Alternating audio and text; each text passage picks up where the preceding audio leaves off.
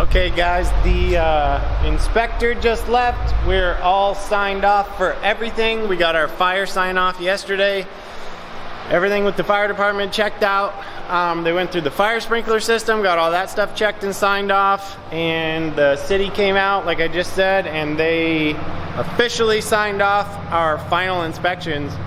So now we are good to go. So we can start. This is when the real work begins, so we can start actually doing some stuff on the building. So here's the plan. So I have, we need to do all of the electrical first, obviously. So we have outlets going on the walls here that are just normal outlets. We have outlets going in the roof for the high bay LED lighting. Then we have a string of outlets that are going above the enclosures, and those are actually 230 volt outlets for the UV lighting that we're using for the croc enclosures. Then we have another 230 volt circuit that's going to the swamp cooler that's going to be mounted on this wall on the outside of the building.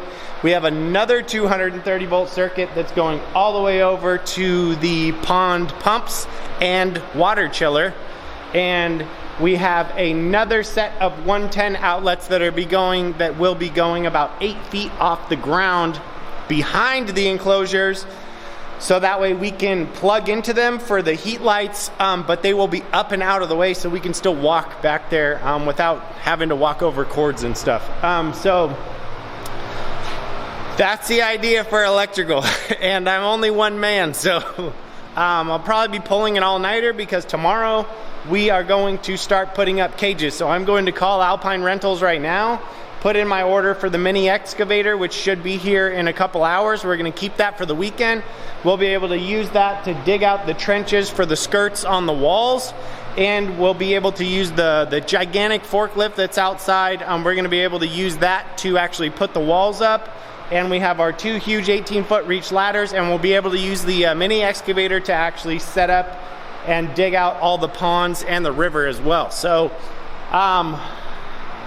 it's gonna be a busy weekend, but we should be able to get the majority of the main stuff in this weekend, and then next week it will be kind of basic sheeting, some basic framing, and lots of plumbing on my end to get the ponds and everything in, and it's gonna be a lot of little stuff that still needs to get done, but I'll try to keep the time lapses going for you guys. Wish us luck. Keep feeding!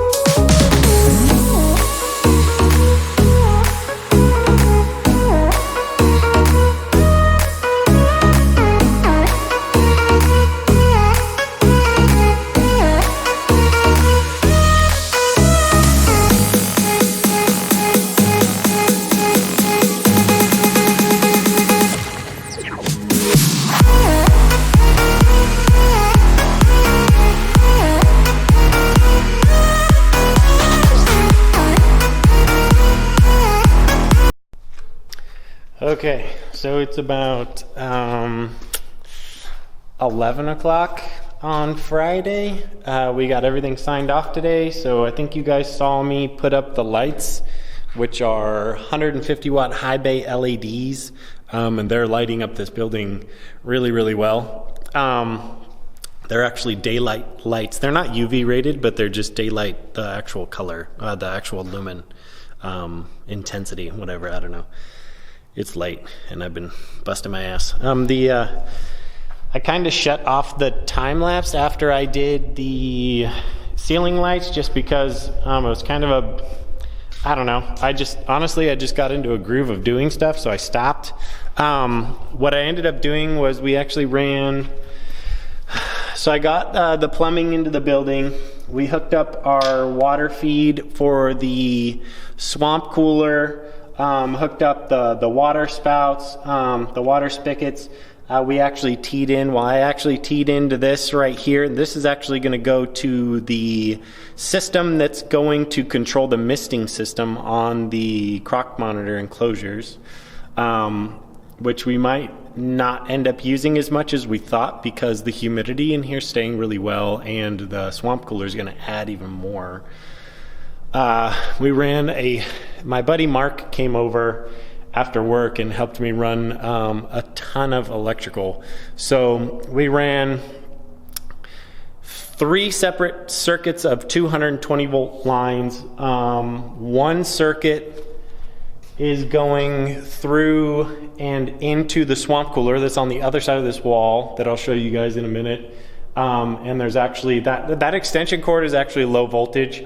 It's real low voltage. It's literally just the controller, the thermostat, I think they call it a master stat something. But it's the thermostat for the actual cooler. The reason I did it like that with an extension cord was because I wasn't exactly sure where I was going to want to mount it. Where I mounted it was over there. I'll show you guys that in a second. Because that should be the warmest corner of the building. So that's what I want to regulate the temps to. But we ran 220 up there. We have the line coming out for the thermostat. Then we ran another 220 circuit all the way over here to, this is the timer that's going to control the European UV lights that are going to go all the way up and across. There's going to be 4 for the big croc monitor enclosures. The water monitor enclosures get normal UV. So we're not going to be worrying about those too much. The croc monitors are going to be the only ones who get the special UV lights. That's kind of how we wanted to do it. But we got our 220 timer hooked up for the UV, so that's all been ran. And then there's another 220 line that shoots out of the wall right here that's going to get put to another timer outside. This is where the pond, pump, and cooler are all going outside the building on a concrete pad right there. But I'll check this out. So it's a master stat.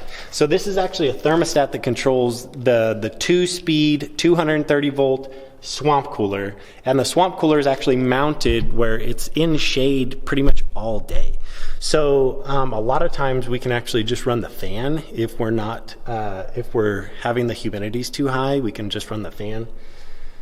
Otherwise we'll be running the cooler, which will be so sick. So that cooler is actually rated for 2,800 square feet. So it should be able to cool this building really well, even though this building is it's 30 by 60, so it's 1,800 square feet, but it is really tall. So I believe the 2,800 square foot ratings of the swamp coolers is meant to be like a residential rating, so that would be 8-foot ceiling height. So since we're double that, we're actually in 3,600 square feet. So it's a little underrated, but it's not cooling the enclosures. So the enclosures are taking up almost half this building. So we're actually back down to the cubic feet of a 2,800 square foot house. So we should be pretty good. That thing pumps a ton of air. I think it will be okay. We're not going to be regulating temps in here to really, really cool anyway. So it's just going to be regulating down to about 80. More than likely even higher than that, probably closer to 85.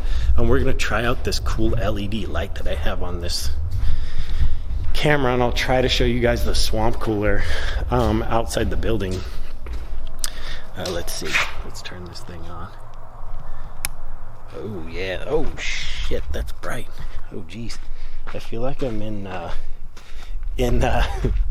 what is it, Blair Witch Project? You can't even look at the camera. I'm gonna eat shit right now. I already know I'm gonna roll an ankle. This is a bad idea. This is a super bad idea. So that's the swamp cooler. So we have it all mounted on the side of the building. We're gonna add another mount to the bottom just to hold it. We're gonna screw straight into the steel structure and put a base on there. Right now we just had 90-degree angle brackets to kind of hold us over so we could get everything dialed in. But we have, I don't know if you can see back there, but there's electrical back there, and there's a line that's plumbed in for the water feed, and basically the thing just automatically fills with water. If it overfills, it comes out of the drain under there that you can see in the center of the screen there. And then on this side is the vent. So we have True Duct in Spring Valley. They're actually making us a 20 by 20 square custom duct. I sent them over a drawing on Thursday, and it's just gonna run a 90 straight into the building. So the only reason I wanted to do a 90 there was because pretty much the cooler is 52 inches long. If we put it long ways and just butt it against the building, it's gonna stick out 52 plus inches. I just didn't like the way that it looked, to be honest. And I didn't like that the wiring was away from the building so water can collect on it. It was hard to get drip loops and everything if I did that. Let me shut this damn thing off now.